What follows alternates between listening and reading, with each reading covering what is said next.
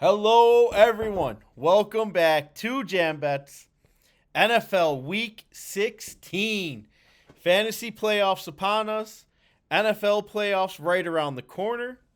I am Tike, joined as always by the marvelous Momma Mia. We've got a couple things we're going to go through on today's video. We're going to go through a quick recap of the Bears Browns game last week. Bears dominated like Vegas said they were going to.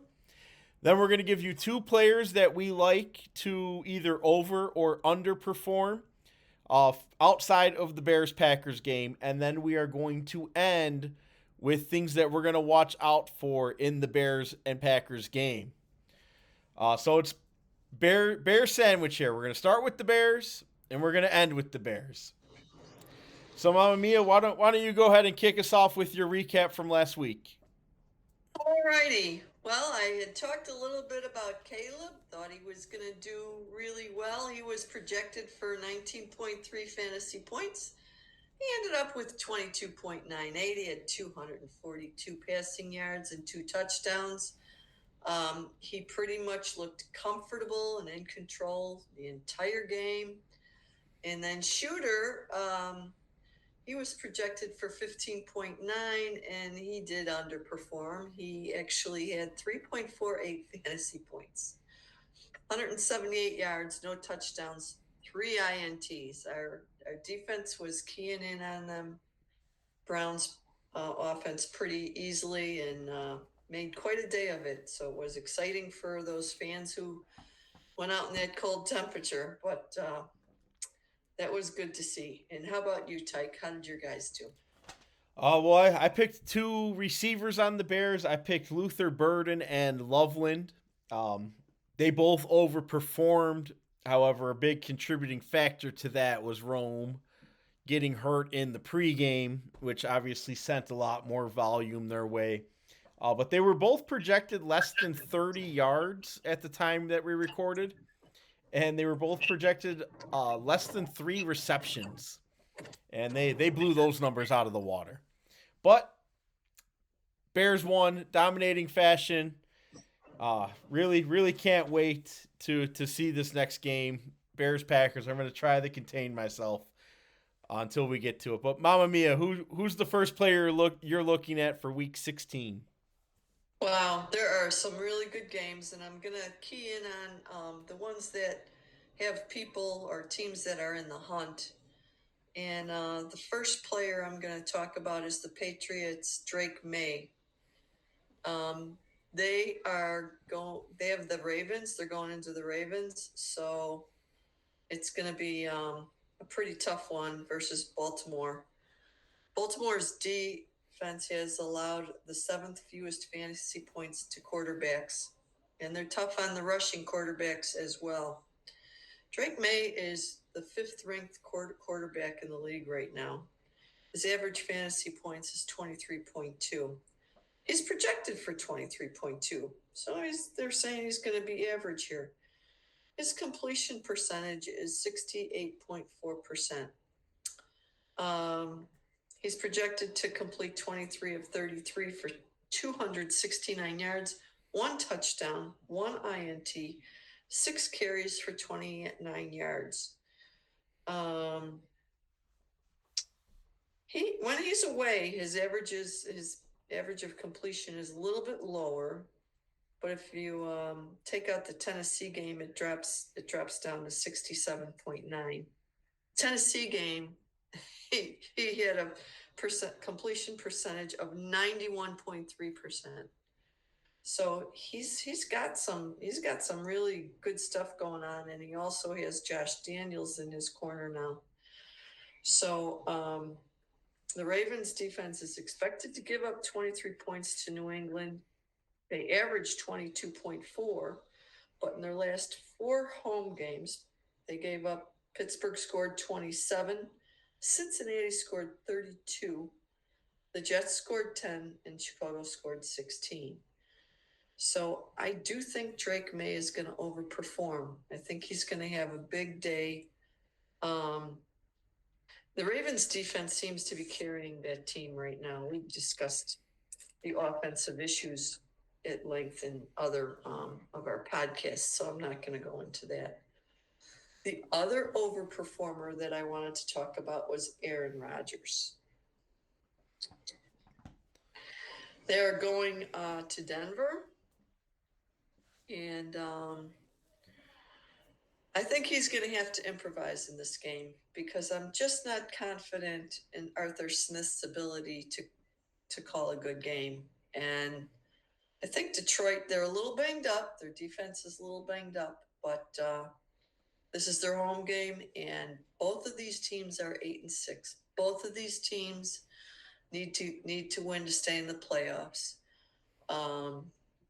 So right now, I think who's on the heels of Baltimore? Baltimore's on the heels of the Steelers right now, trying to get into that race, and the Lions are in third place in our division. So that's going to be really tough. The Detroit offense is scoring 30.1 points per game, and the Pittsburgh offense is scoring 24 points per game.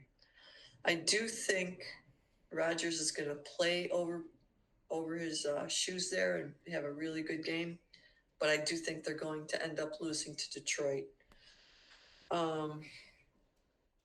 Yeah, so it looks to me like he's projected for 18.5 fantasy points, 23 of 35, which is 66.3% completion rate, 254 yards, 1 TD, 1 interception, 2 carries for 5 yards. He's playing really good.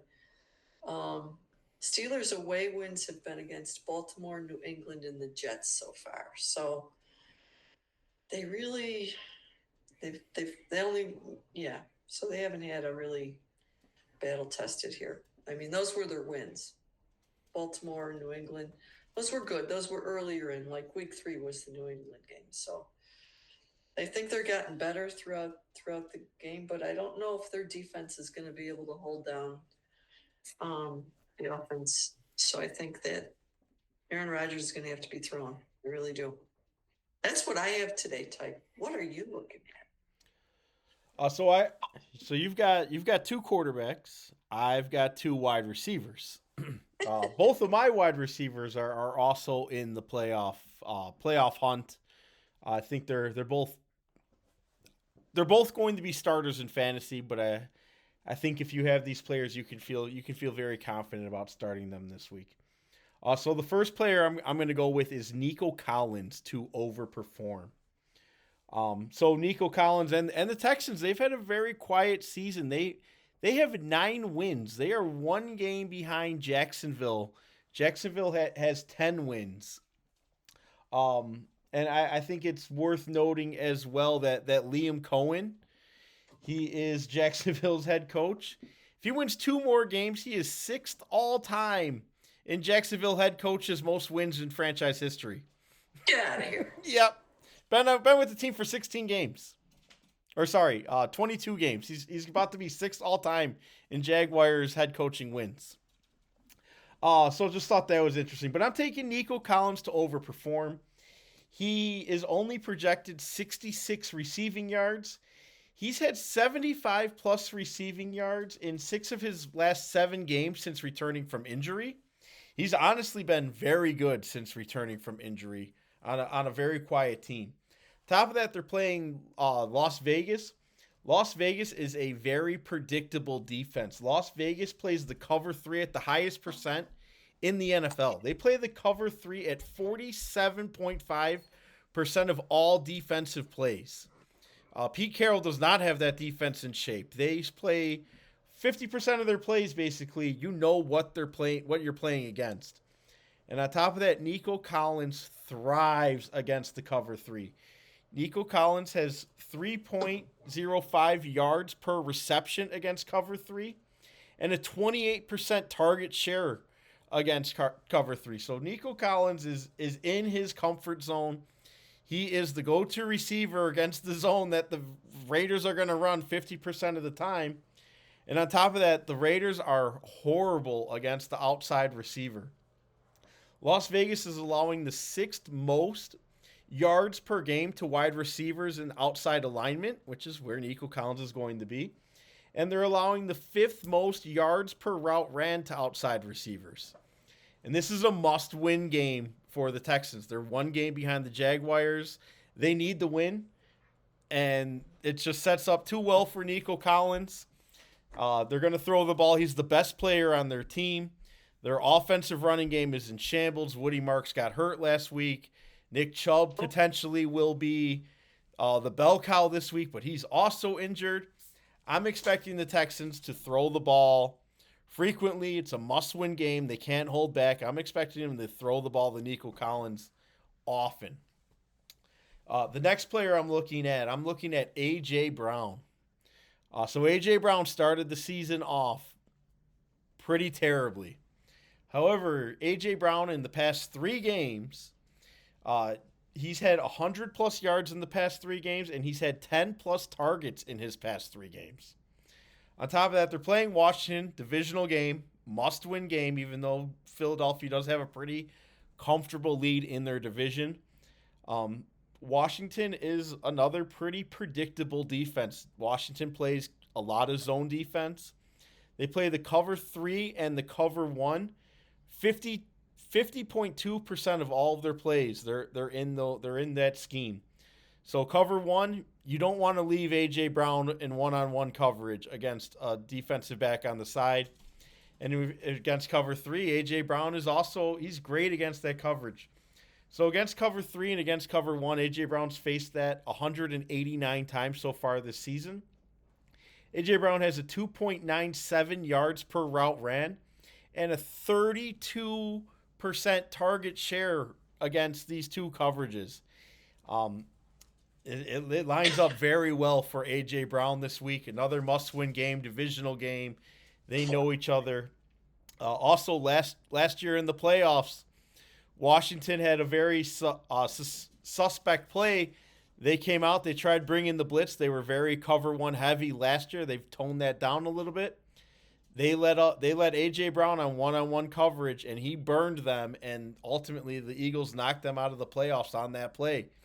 I don't know if that's going to happen again this week, but he does very well against these coverages. Divisional game, A.J. Brown's going to get the ball fed to him pretty frequently here. All right. Now let's move on to the game of the week, Saturday Night Football. Oldest rivalry in NFL history, Bears versus Packers. Bears are at home, looking to even the score. Both teams a little banged up. Not going to be as cold as the last game from what I'm seeing at this point. Mamma Mia, what are you looking at? I've got a couple points, so let's maybe go back and forth on what you have. Well, let's start with some injuries. Boy, we're a little banged up in the wide receiver department. We're missing Rome, Ladunze, and Luther Burden. And then we have a linebacker, Eamon Abagamaniga. He's out with the hamstring. We've got Tremaine Edwards, who's questionable. DeAndre Swift is questionable. Cole Kmet is questionable. Andrew Billings is questionable. We do look like Travis Homer might be around, but I don't think he's going to play.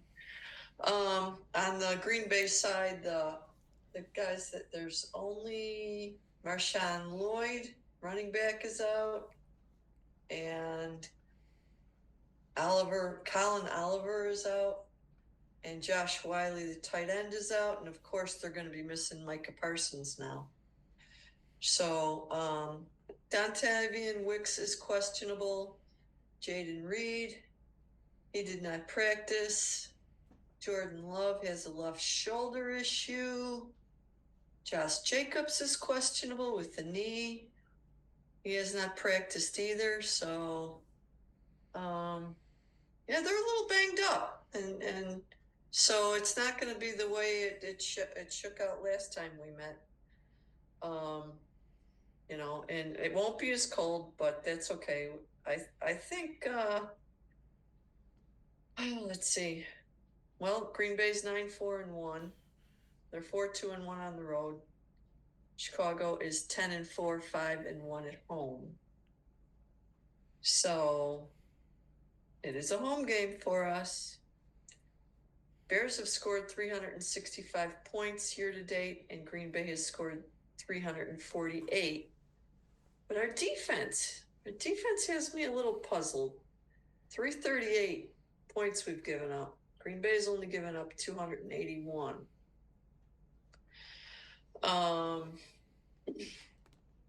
going to shoot it back to you, and you could shoot it back to me at this point. I'll let you talk for a few minutes. Okay. Yeah. So yeah, the injuries are a big concern. Watson questionable. Looks like he's gonna play. Josh Jacobs questionable. Also looks like he's gonna play. At this point, it's playing possum. I don't believe either of the injury reports. Nobody's saying what's really happening right now. Like that'd be foolish. I don't believe any of these. I think if they're out, they are out. That is definitive. But I am worried about this Bears game. I am worried about it. A wounded dog fights hard, and the Packers have a lot of injuries. They just lost their best defensive player. On top of that, the Bears have really been struggling against the pass, even with the secondary getting healthy. The last 5 games, the Bears are allowing the most fantasy points per game to slot wide receivers, and we're allowing the 4th most yards per game to slot wide receivers. On top of that, we're also allowing the most receptions per game to slot wide receivers. Jaden Reed will be the slot receiver for the Packers. He has been the slot receiver for the Packers all season. Last week, after Watson went down, Jaden Reed did move to outside receiver. He only played in the slot 58% of the game last week, which was his lowest mark of the season. I am expecting him to remain in the slot this upcoming week. The Bears really need to hone in on Jaden Reed. They need to shut that down. We need to stop giving up so many yards to the slot receivers down the middle of the field. On top of that, the Bears have continued a little bit of their predictability on defense. The Bears are playing the cover 3 and the cover 2 at an extremely high rate. About 53% of the time, they're in those two coverages, which is Jaden Reed's strengths. He thrives against this cover 2 and this cover 3. Against cover 2 and cover 3 so far this year, Jaden Reed is averaging 2.53 yards per route ran and a 32% target share. If we come out in this cover 2 and cover 3 consistently and Jaden Reed's in the slot, he's going to get the ball thrown to him. We've got to, maybe Jalen Johnson will be over there. I don't know who our slot receiver is going to, or slot cornerback is going to be this year, but we've got to hone in on Jalen Reed. We cannot let them get anything cheap and easy across the middle or down the seam. What else you got for us, Momma Mia? Yeah, I see that. Dennis Allen has to scheme up to take care of that and to confuse Jordan Love, because if you, who is not a professional football player, can recognize this defense that well, guess what? So can Jordan Love. So we've gotta have some mixing up going on there. Hang on, so just a moment. So Jordan Reed or Jordan Love loves these coverages as well. Jordan Love has his best games against these coverages. Jordan Love is averaging 8.15 yards per attempt against the cover 2 and cover 3, and his completion percentage above expectation average. He's 6.2% above league average against cover 2 and cover 3. So he is also above average against these two defenses. So we've got to mask it. We've got to hide it. Sorry, back to you. No, absolutely. He tends to stay with what he's comfortable with, and Dennis Allen, but he's got to make this. He's got to confuse Jordan, because when Jordan's uncomfortable, he's a different animal. You know, he's not great on the road, so they can be beaten. On the other side of the ball, we need Loveland and DJ to show up big, and we gotta to keep that off the Packer offense off the field. Run the ball. I think Menage's going to have a huge game. He's slippery. He can break those tackles, and so can Swift. Swift is a little banged up, though, I think. So I also think they have to be very careful and know where the heck that McKinney guy is in the backfield.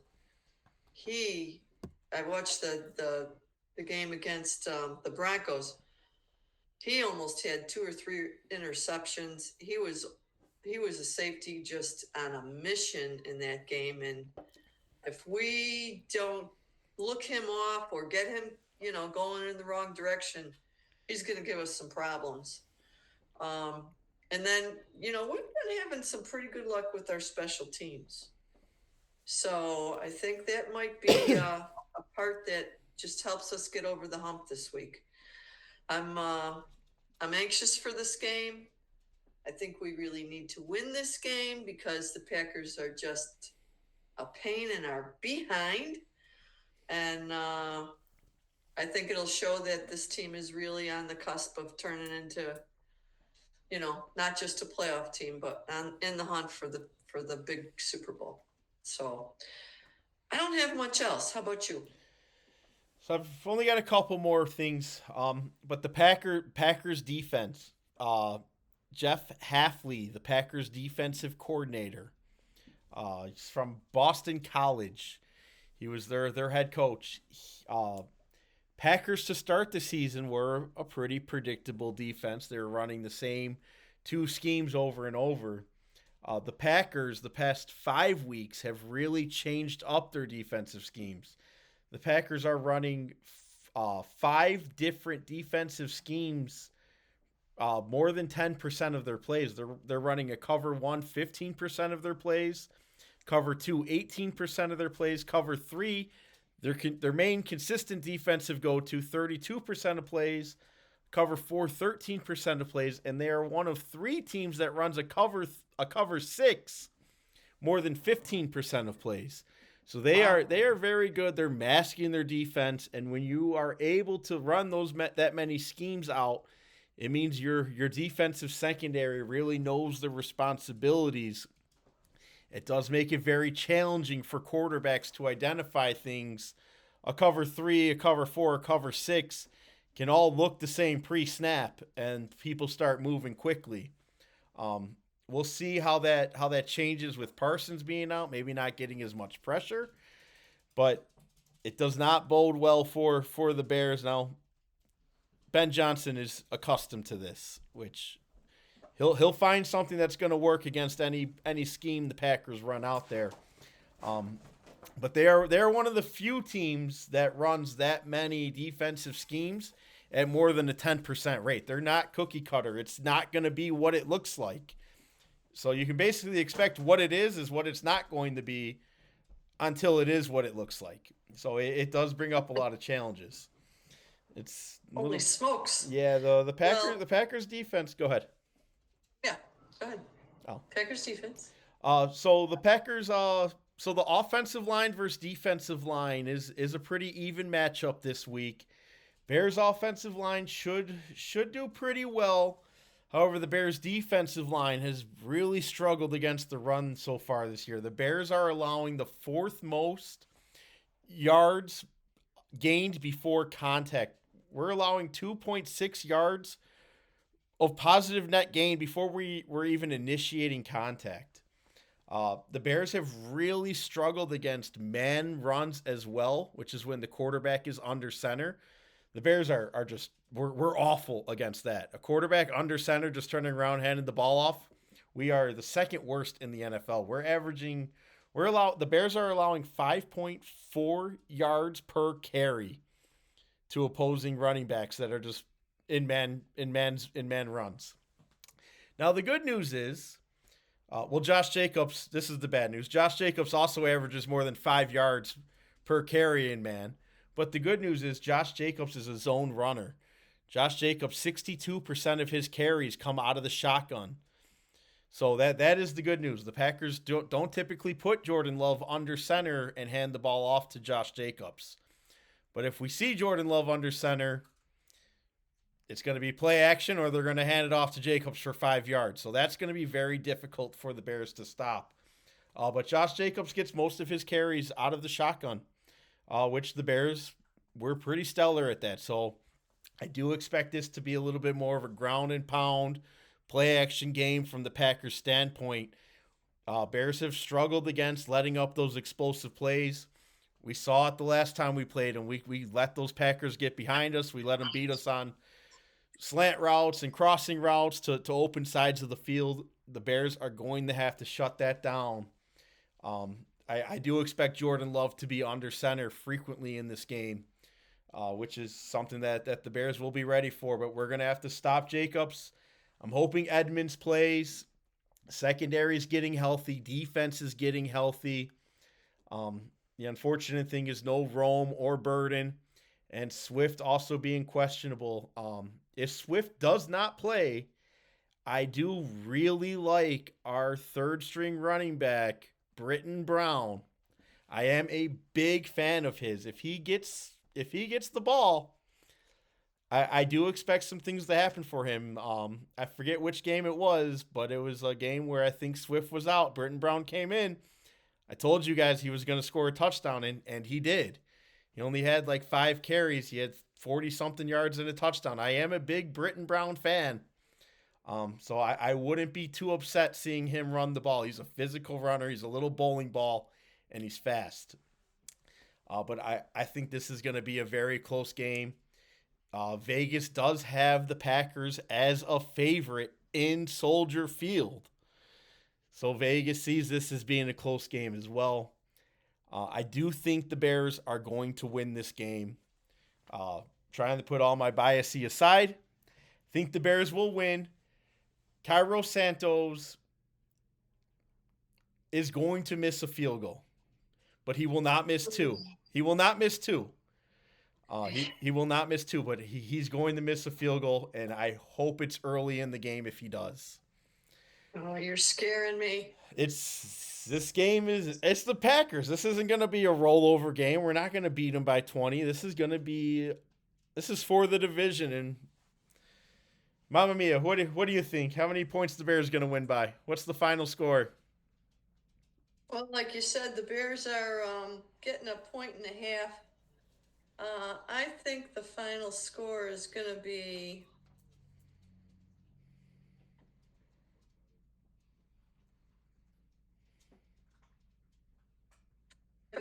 30. The Bears win and cover. What did you say it was? 35-30. 35-30? Yeah, I think that this is going to be. I think there's going to be some interceptions. Maybe our defense runs back for a touchdown. We haven't seen that in a while.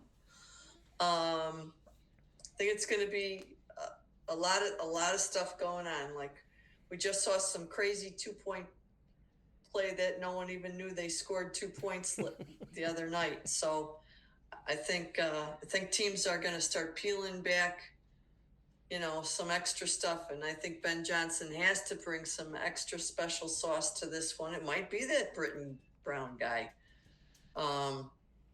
Maybe he's just been hanging on to him and time to let him go. Time to let Loveland go. We've got to let Loveland go here. He's got good hands. He breaks tackles. They have a good connection, him and Caleb. So I think we might have to see some extra sauce from people that we didn't expect to see it from.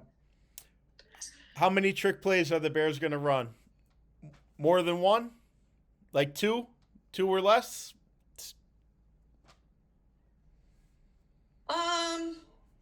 It depends.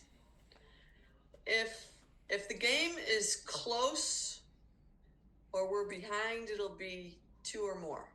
If we're ahead, definitely at least 1. Definitely. We got to have at least 1. At least 1. Maybe the Philly special comes out if we're in the red zone.